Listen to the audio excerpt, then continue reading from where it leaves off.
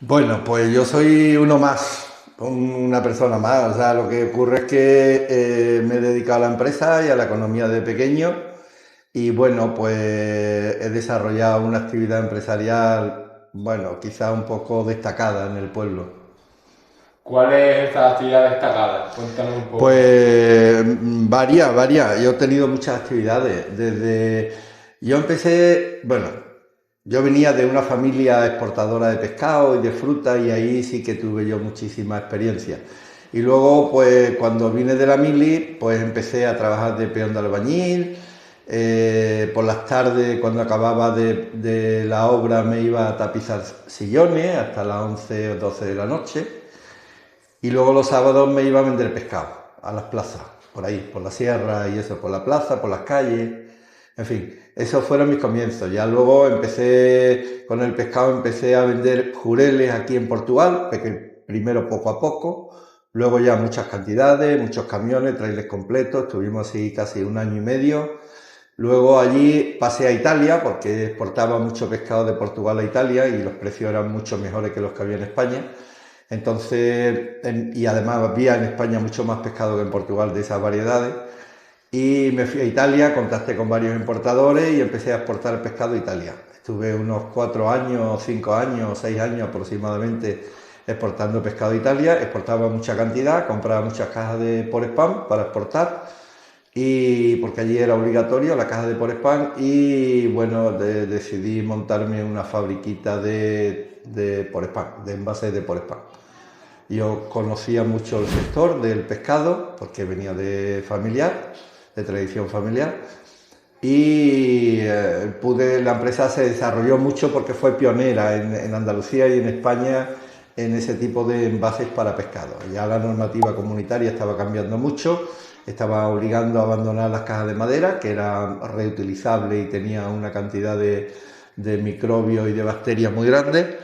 Y bueno, pues yo, digamos, estuve en ese momento de esa ola de que casi todo el país se tuvo que transformar a envase de por spam y a mí me cogió quizás de los mejor preparados.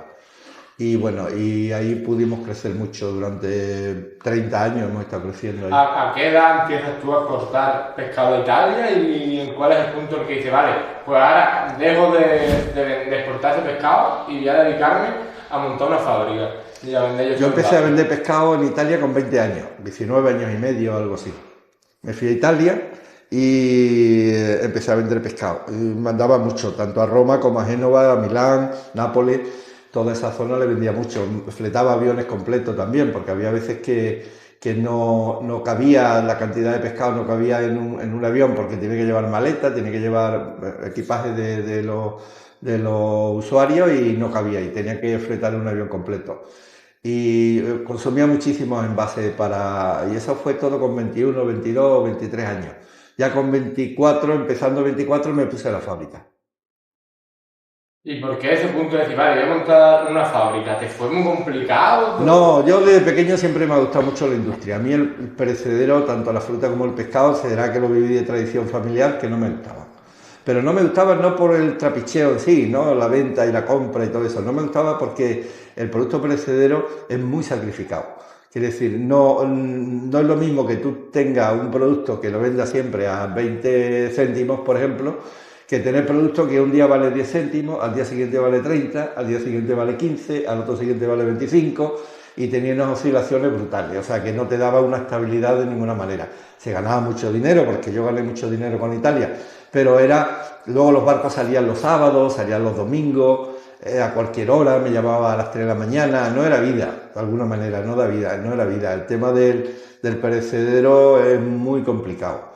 Hay que estar muy atento, muy encima, porque de lo que si te aguantas para vender hoy, igual mañana te vale la mitad o te vale el doble. Quiere decir, es un riesgo constante, tienes que estar constantemente arriesgando cada día. Y eso a mí no me gustaba. A mí me gustaba cosas que me permitieran una vida más cómoda, más tranquila, que yo pudiera disfrutar de mi familia, de los amigos, de lo que yo quisiera. Y la industria siempre me ha gustado, porque la industria produce un producto, no se pone malo, no te pide dinero por estar ahí. Nosotros fabricamos por spam y si no se vende hoy, se vende mañana, y si no la semana que viene, y si no el mes que viene. Y eso es un poco lo que yo buscaba. Yo conocía las empresas de conserva de Ayamonte, de Concepción Hermanos, que tenía alguna relación con ellos, yo veía la fábrica y tal, y veía que ellos vivían de puta madre, vivían de lujo. Y aquello fue un poco el detonante de que me impulsó y me estimuló a mí para yo dejar el pescado, y aprovechando unas circunstancias especiales, traspasé todo lo que tenía de pescado por un montante que fue interesante, y con lo que yo tenía, más lo que había cogido de ese traspaso, pues pude coger la fábrica, pude montar la fábrica y seguir creciendo. Qué bueno. ¿Cómo son los orígenes en sí de Polisur? Porque nosotros los jóvenes lo conocemos como digamos, esta superficie donde estamos actualmente haciendo entrevistas, pero ¿dónde se origina Polisur original, el primer polígono? La primera, yo compré una nave en el año, pues tenía 20 años, sería el año 78. 78, 77, 78. Compré una nave en el Chorrillo, que estaba muy atrasado. El Chorrillo tenía Domingo Cidre, tenía un par de naves o 3 y ya no había nada más. Y había 7 naves más que el hombre no era capaz de venderlas porque era una época muy depresiva, había poco dinero y digamos que yo estaba un poco al margen de toda esa dificultad económica porque exportaba mucho pescado a Italia y sí que tenía dinero. Entonces compré Ángel, se llamaba el dueño de aquel polígono. Le compré una nave primero, luego le compré otra más y luego el hombre, como le pagué bien y tal, dice, mira, ¿por qué no te quedas con las 5 naves? Que no me atrevo a venderlas, te doy facilidad. Así que compré las 5 naves.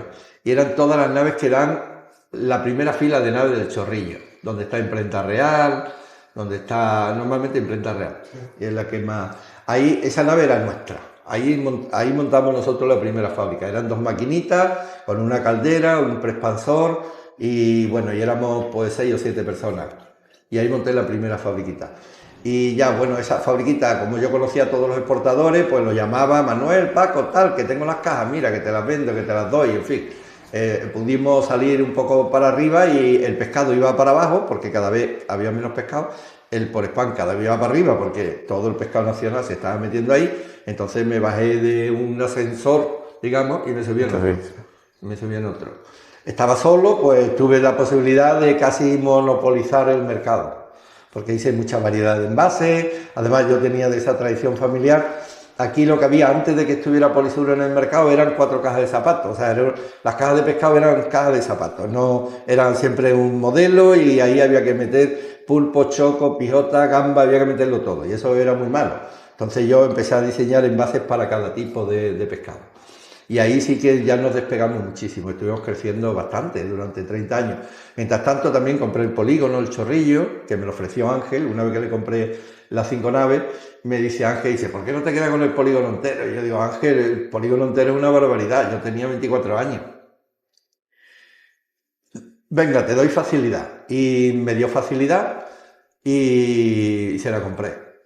El originario polígono tenía solamente una entrada pegando a la autovía, pegando al instituto. La entrada que está pegando al instituto, sí. Esa era la única que tenía.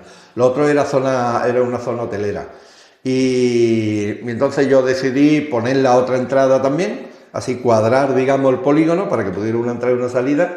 Y ahí ya se empezó a disparar las ventas del polígono. Ya empecé a vender parcelas, a Paco Díaz le vendí 7, al Mono le vendí 3 o 4, en fin, a Otero le vendí 2 o 3, a Lepepla le vendí también unas cuantas y aquello también me ayudó a poder crecer con el Porespán, porque también me dio un precio muy bueno, me lo vendió a un precio muy bueno Ángel, le gané también bastante dinero al polígono y todo lo pude volcar en invertir en Porespán, porque estaba creciendo y merecía la pena echar dinero allí, era una buena tierra para sembrar, digamos.